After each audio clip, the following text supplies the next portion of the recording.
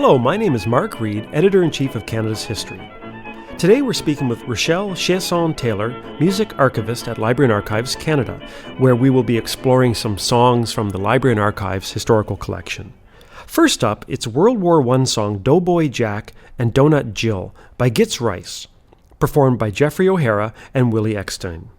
Now, Rachelle, tell us about the context for this song and its content. Well, during World War I, the Salvation Army workers served coffee and doughnuts to soldiers in the trenches. Rations were poor, so the doughnut idea was conceived as a means of bringing the soldiers cheer. These doughnuts were actually called Doughboy doughnuts. As for the content of the song, it's the story of a chance encounter between a Salvation Army doughnut cook, Jill, who encounters a soldier, Jack, on the French front. It's love at first sight for Jill and Jack. Their love is so strong that everyone around them comments in the refrain, quote, "Doughnut Jill loves Doughboy Jack, and as soon as they get back, they'll steal away on their wedding day to the little house that Jack has built for Jill. I say they will." End of quote. So it's a humorous love song from World War I that combines Salvation Army doughnut cooking with the nursery rhymes Jack and Jill and, as you can tell from the lyrics of the refrain, the cumulative English nursery rhyme, "This is a house that Jack built." Quite a tour de force. Interestingly, the couplets are sung by O'Hara's tenor voice to words that are obviously those of a woman, Jill. And what can you tell us about the author of this popular humorous World War I song? The song's author is a fascinating character, Nova Scotia-born and Montreal-educated Gitz Rice. As a youth, he earned the nickname Gitz due to his limping gait, but this didn't prevent him from enlisting in World War I the very day that war was declared. He began writing songs during training, mostly poking fun at the training procedures. He also organized the first World War I concert party for servicemen in France. Rice joined Princess Patricia's Canadian Light Infantry Comedy Company as a piano player and survived the war to become a prominent vaudeville musician. One of his clearest war memories was the time when he saved a piano from destruction, and this surely deserves to be recounted here. Quote, "I shall never forget, in one town, stealing a piano out of an old house that was being shelled. The piano would have been destroyed anyhow. We got a wagon, put the piano on the wagon, and drove down a road where thousands of infantry boys were lined along the sides. I couldn't keep my fingers from the keys and started to play as we went along. There were shouts, cheers, and singing, and one English soldier came up to me in all seriousness and said, 'What is the idea of the celebration? Has peace been declared?' Of course, I had to answer in the negative." End of quote. Well, that sounds great. Why don't we listen to the song? All the soldier boys love the Salvation Army girls. And here's a little story a lassie told to me.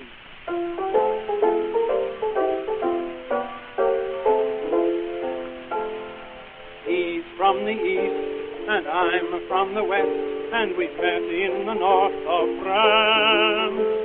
I was cooking doughnuts when he passed by, and he caught my eye by chance.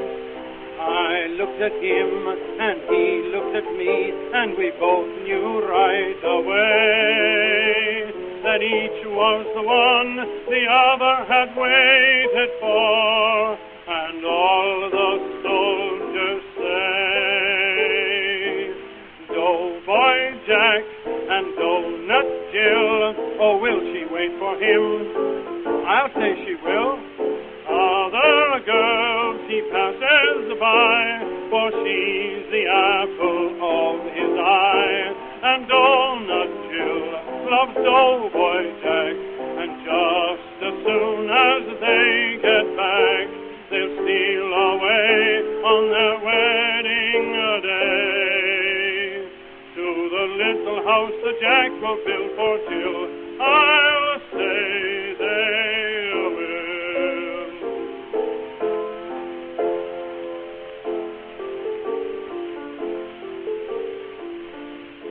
most any day we'll be on our way, and we can't sail a day too soon. Every hour planning when work is done on a lifelong honeymoon. He's big and tall, and I'm kind of small, but our hearts are both one size. And I'll tell the world a picture of paradise is shining in his eyes. Doughboy Jack and Donut Jill, oh, will she wait for him? I'll say she will.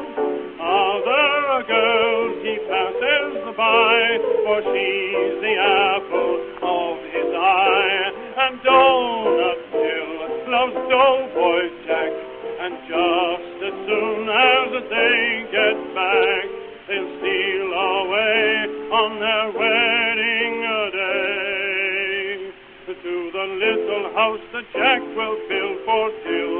I'll say they will.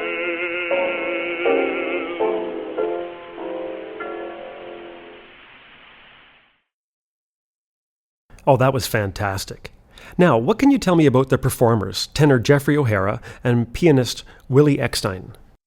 Well, both were extremely popular, gifted performers and also extremely successful. O'Hara hailed from Chatham, Ontario, and enjoyed a long and academically successful career in the United States as a songwriter, composer, singer, teacher, lecturer, army singing instructor, ethnomusicologist, pianist, and guild organizer. Montreal-born Willie Eckstein, also known as the Boy Paderewski, or simply Mr. Fingers, was, to quote the Library and Archives virtual gramophone website, so slight in stature that he could not serve in the army, but stood as a giant among Montreal's popular music pianists from the very earliest days of ragtime and jazz in Canada. He was refused the opportunity to serve in the armed forces because of his height, which was under 5 feet, around 150 centimeters. Music became Eckstein's contribution to the war effort. He composed songs such as Goodbye, Soldier Boy, 1917, and performed at war rallies. And what can you tell me about the recording itself? Here, in short, we have a trio of supremely talented Canadian musicians whose work served the dual purpose of encouraging Canadian troops in the war effort and enriching the early recording industry with their imaginative and highly popular contributions.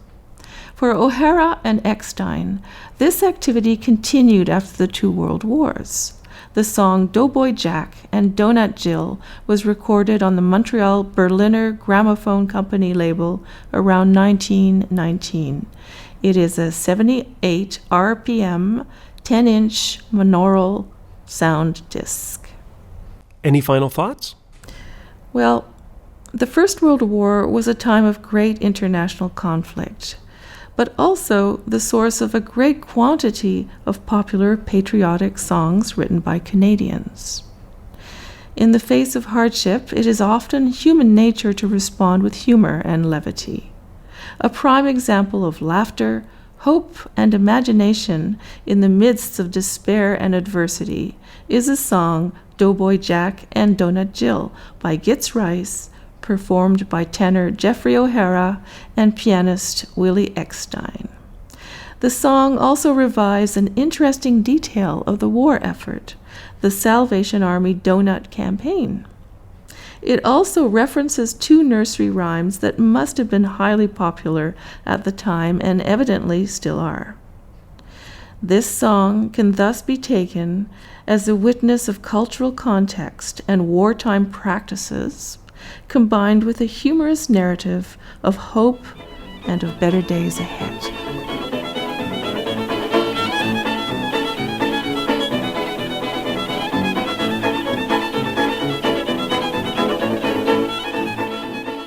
Next up, we will be listening to an excerpt from Handel's oratorio Messiah, The People That Walked in Darkness, Conclusion, performed by Harold Williams, bass baritone, with the BBC Symphony Orchestra and Chorus.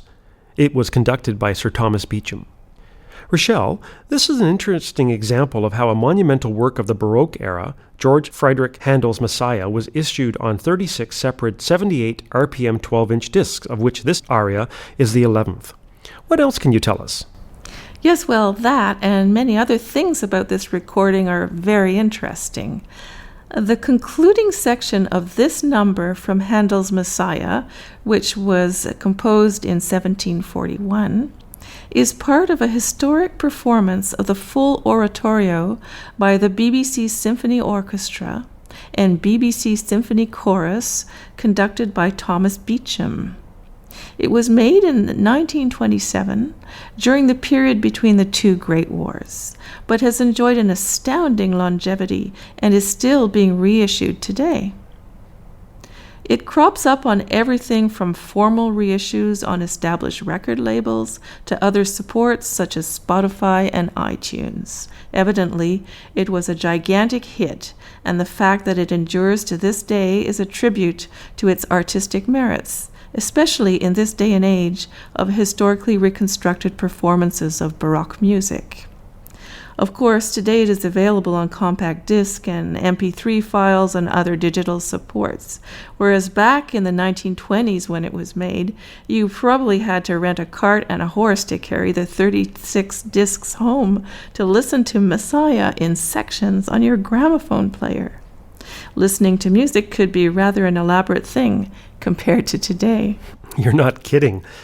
Now, this excerpt is from a recording made in London, England, performed by a British orchestra and conductor, sung by an Australian baritone, and manufactured by the Columbia Phonograph Company in New York. Is there anything Canadian about it?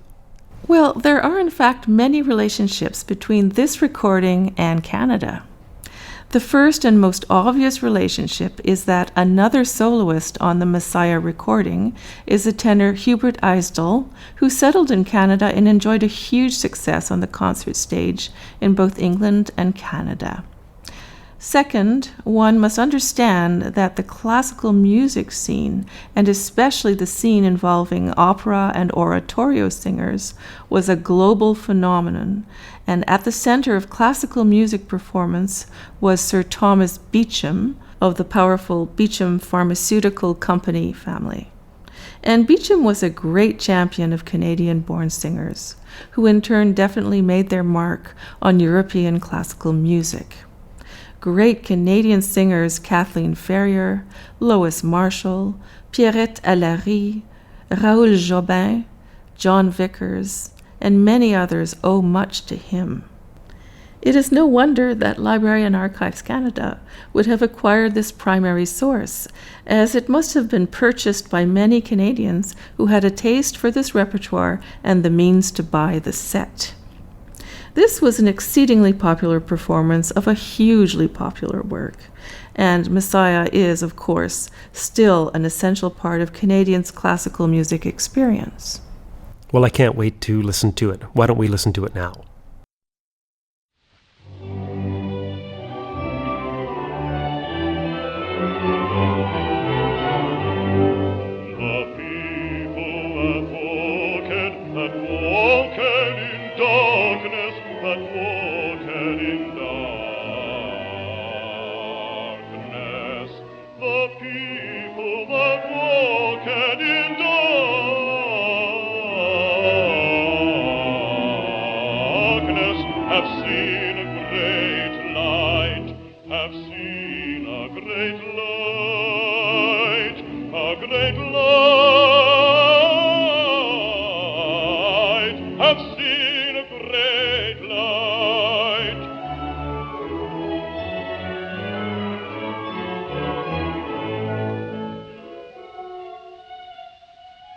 And they that dwell in the land of the shadow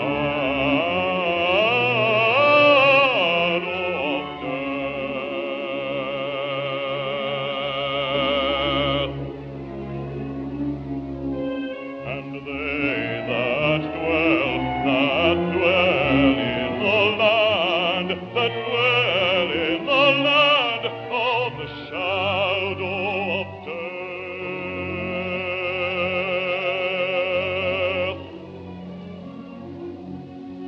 Upon them hath the light shined, and they that dwell in the land of the shadow of death, upon them hath the light shined. Upon them hath the light shined.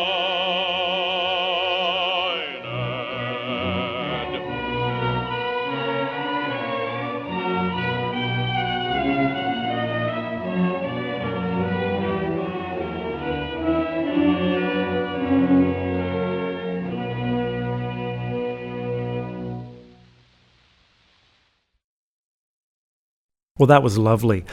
Rachelle, what else can you tell me about the performer Harold Williams? Like many gifted singers, both classical and popular in this period, Harold Williams' singing talent was brought to the public notice, perhaps paradoxically so, through the First World War effort. When Williams sailed in the Argyllshire in May 1916 as a corporal in the 19th Field Ambulance Unit, he also entertained mates with vigorous ballads. He saw action in France and Belgium, and along the way was transferred, no doubt because of his talent and charisma, to the Australian Army Entertainment Unit, Anzac Coves. On leave in England in 1918, Williams sang at a private party at Sheffield, and was noticed by a number of musical luminaries who were keen on encouraging him to embark upon a classical music career. He began formal music studies, entered numerous competitions, and made his debut recital at Wigmore Hall, London. The rest is history. He lived until 1972. Tell me a bit more about the recording itself. Well, the excerpt we have just heard is take 4, side A of disc 11 of the recording of the Complete Messiah by Handel, and it totals 2 hours of play. The set was manufactured in October 1927 by the Columbia Phonograph Company of New York, the recording's primary label. The master version was made on wax cylinder and recorded on the 1st of July, which I should note is another Canadian connection. So 1st of July 1927 in London, England, featuring Sir Thomas Beecham, and as we said, conducting the BBC Orchestra and Choir. The other soloists are soprano Dora Labette, alto Muriel Brunskill, tenor Hubert Eisdell, and of course our baritone Harold Williams. The excerpt is from the bass area of Part 1, Scene 3, Number 11, entitled "The People That Walked in Darkness Have Seen a Great Light." That's the full title. The performance on this excerpt is a fine example of the aesthetic approach to Handel's masterpiece in the earlier 20th century. The phrasing is seamless, the timbre smooth and mellifluous, the tempo regular, and the balance between voice and orchestra definitely favoring the voice while showcasing the orchestra in tutti passages. The performance would have been considered as cutting edge at the time the recording was released, and given Messiah's popularity, would have been the subject of much enthusiasm, debate, and interest in many middle to upper-class Canadian households during the interwar period. Well, thanks so much for taking the time to speak with us today. It's indeed my pleasure. Sounds Like History is an exploration of the virtual gramophone collection and was produced by Canada's History Society in collaboration with Library and Archives Canada. Learn more at canadashistory.ca.